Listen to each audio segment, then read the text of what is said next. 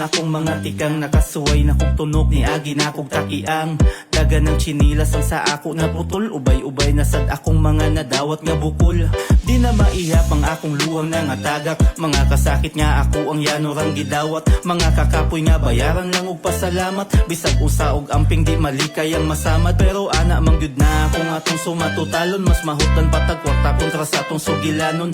Mga pagsulay nga adlaw-adlaw tanghagiton nga maoy hinungdan nga atong pagsalig kay muligon. Basta salig lang diha ayaw kawalan og paglaom, pupusa karon pasag dihitong kagahapon ay kundo sa tunga hinay-hinay og aginod isulti sa Ginoo kung aha ka nagkalisod. Kay siya gyud atong daganan, way mga problemang di na tumalampasan, imong mga kasakit ihilak ang tanan, salig lang kaniya di kanya pasagdaan. Kay siya gyud atong daganan, tanang mga problema na anay kasulbaran, ug di mo pagtuo kaya na ang tanan, ug duo lang kaniya iyahak ang ubanan. Ipasadyos tanan imong gibati nga kasakit, kabaw kundi sayon malampasan ning mga hagit, antusa ang tanan bisag dulot na kay sa panit, kay naay mga rason nga nung gitugot na sa langit, maong wa kay angay diha maglangi-langi, pasalamat kaya punta kay napatay matimi-timi, ning kamot lang diha bisan atong lawas mamuy-puy, naibayad ang singot luyo sa atong mga kakapoy, kay ana man na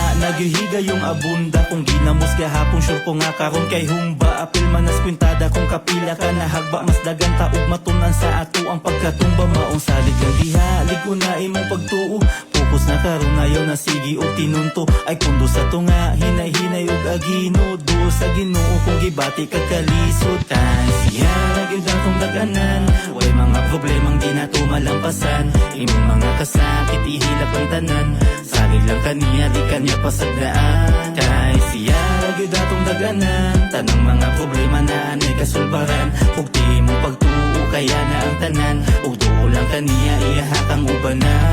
Kay siya gyud atong daganan, way mga problemang di na tumalampasan, imong mga kasakit ihilak ang tanan, salig lang kaniya di kanya pasagdaan. Kay siya gyud atong daganan, tanang mga problema na anay kasulbaran, ug di mo pagtuo kaya na ang tanan, ug duo lang kaniya iyahak ang ubanan.